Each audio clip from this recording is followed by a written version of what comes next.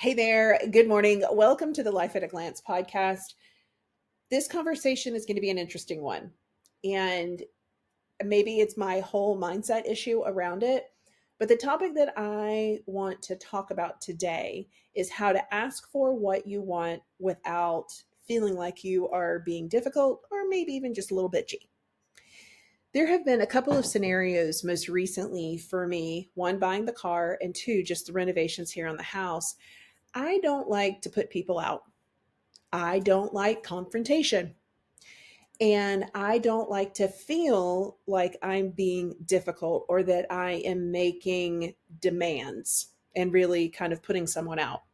And so those are kind of all the things that you need to know. And if you're in the same camp, welcome. Let's like have a cup of coffee together, because what's interesting around this topic of asking for what you want and really kind of separating, like not feeling like you are being difficult.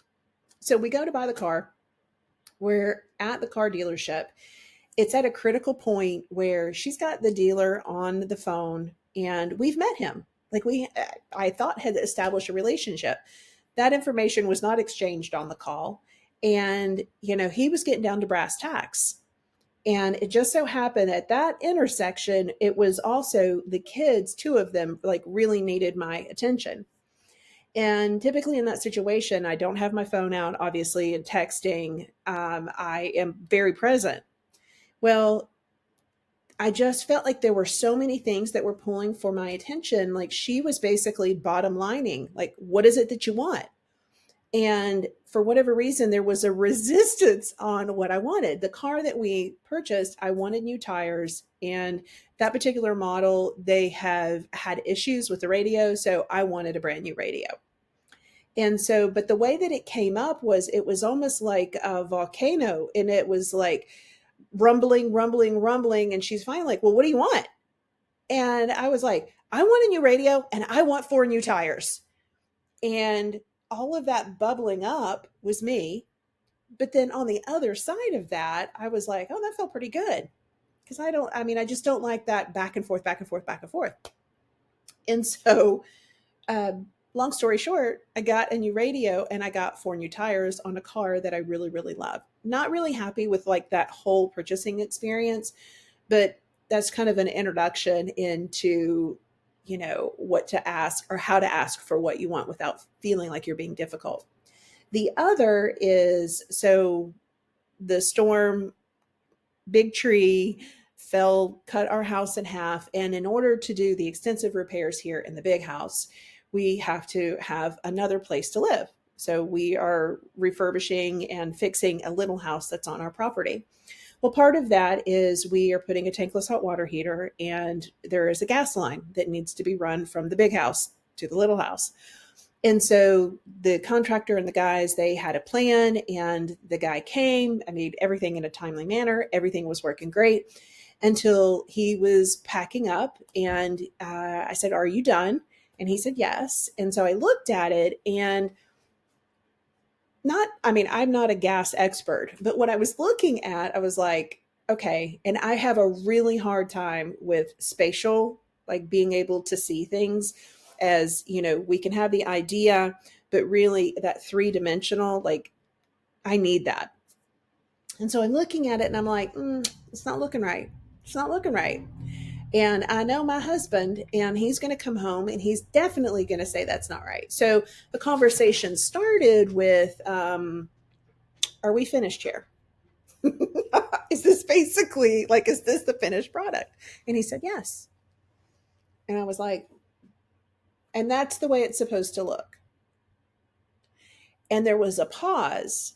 And in that pause, the conversation on the other side started. Well, we had a plan when we came in today, and that plan changed.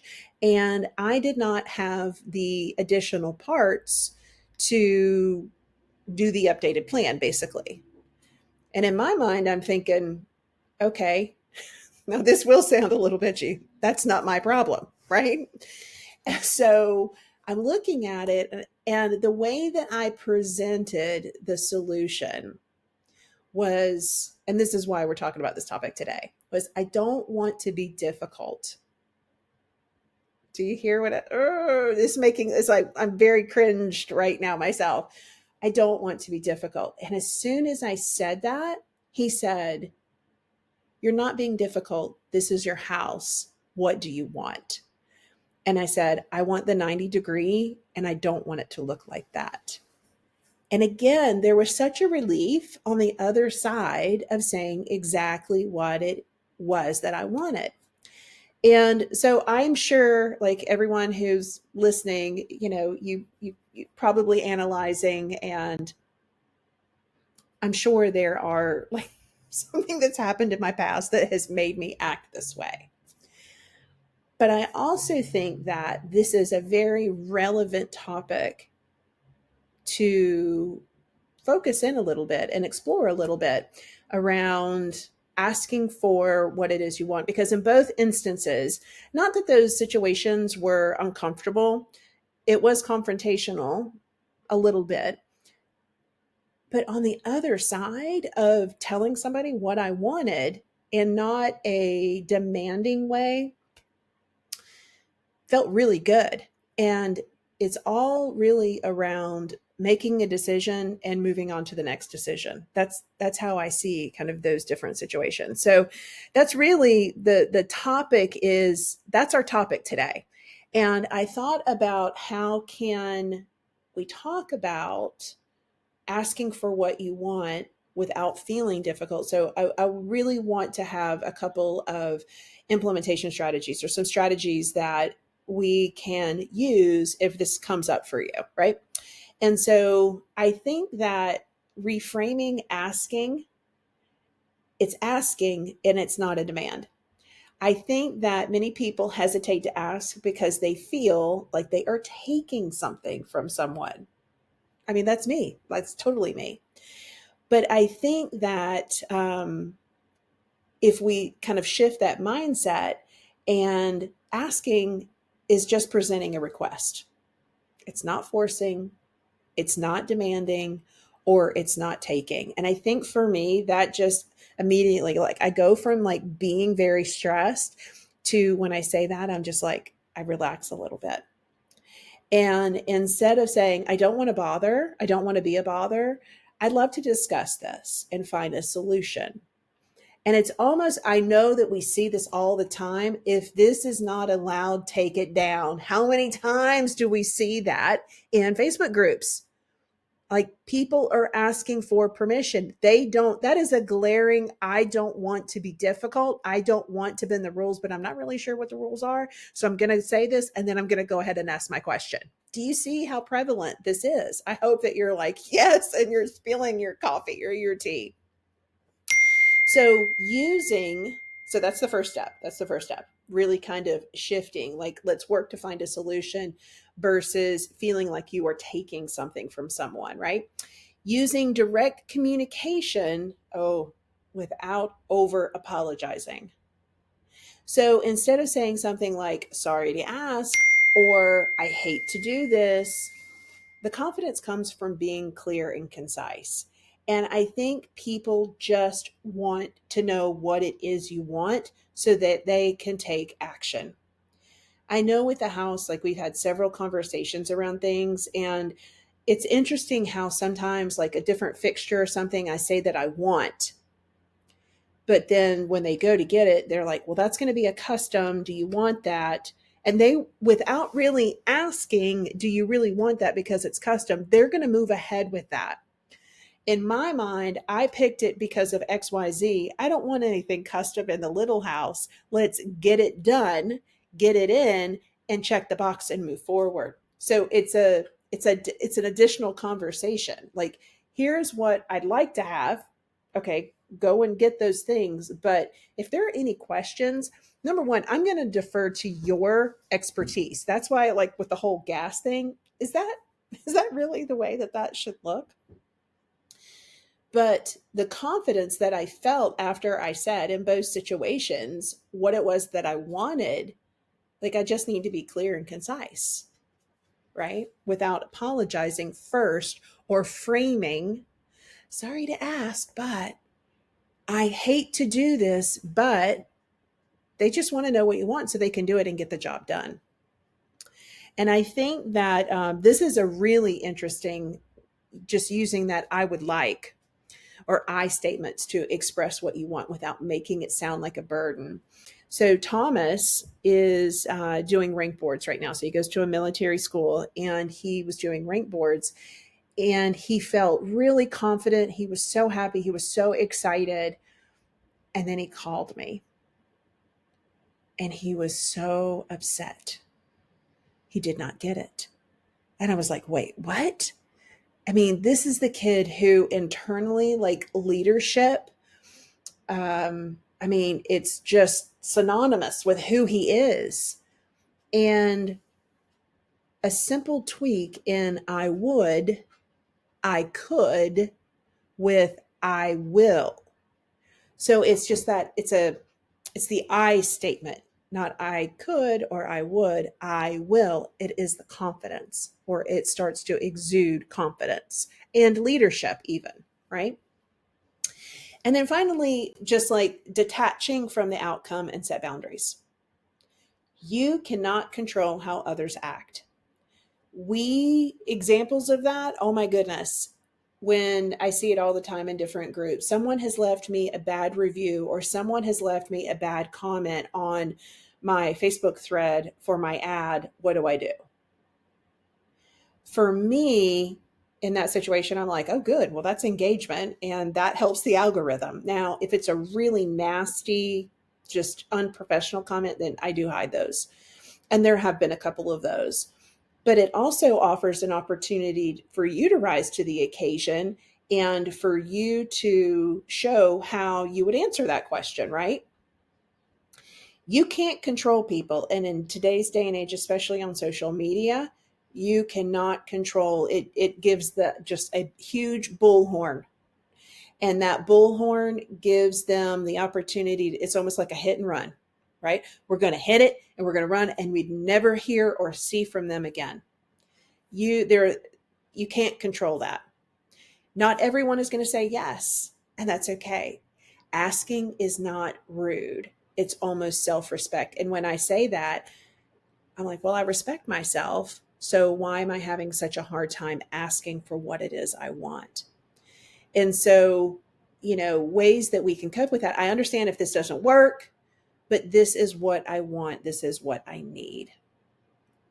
And then just a quick remind yourself that advocating for your needs isn't rejection worthy behavior. It's necessary for mutual respect. That is just like, oh. And so now I kind of look at and reflect upon those two instances and the feeling of, I don't want to be demanding. I don't want to put somebody out. And I really don't like, still not going to like being confrontational. But on the other side of that, if we kind of take some of the strategies that I've shared here today, the three, which are reframing, asking a neutral question, not a demand, using direct communication without over apologizing, and detaching yourself from the outcome and setting boundaries. If we do that on the other side and we try to practice that consistently, when we come up against a situation, then it's very freeing on the other side. And there's not worry, there's not stress, there's not anxiety. People just want to know what it is you want, and they're either going to do it or they're not. And if they don't, let's have a discussion. I know that that is so simplified and watered down, especially when you're in the heat of the feelings and the emotions. And I even want to say, like, this is like, I feel like this is more of, and I'm sure men feel it too, but just from a woman's perspective, asking for something that we want is being demanding. And maybe that is the kind of that bubble that I'm feeling that I'm in. Asking for what I want, saying what I want is to be seen as being demanding, being difficult. And so I think this is one of those topics that we'll continue to revisit. It is something that has come up with me. I mean, the car, the house, I'm sure it's going to come up with the house again. And even with Thomas, in terms of confidence, because that boy, tell you what, we went on a hike here and I said, go ahead, ask me one of the questions that he was asked. And I said, you answer the question as part of the question, and then you say, I will. And we just practiced that over and again. And it was funny when he started doing that, he could see the difference in I would versus I will. And certainly in a military institution where he is, they want someone to demonstrate those leadership skills. And he's been in leadership positions and has done extremely well.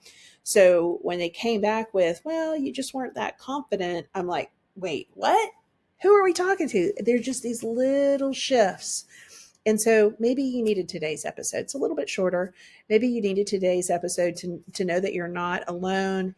And maybe you can take some of these, I don't want to call them coping mechanisms, but actionable strategies. So that's my project management. That's my logistical side coming out. Actionable strategies to help you get on the other side of feeling, and I don't want to say unworthy, but feeling like you're being difficult and or bitchy. All right. So I hope you enjoyed today's episode. And we'll be right back here next week. Take care. We'll talk soon.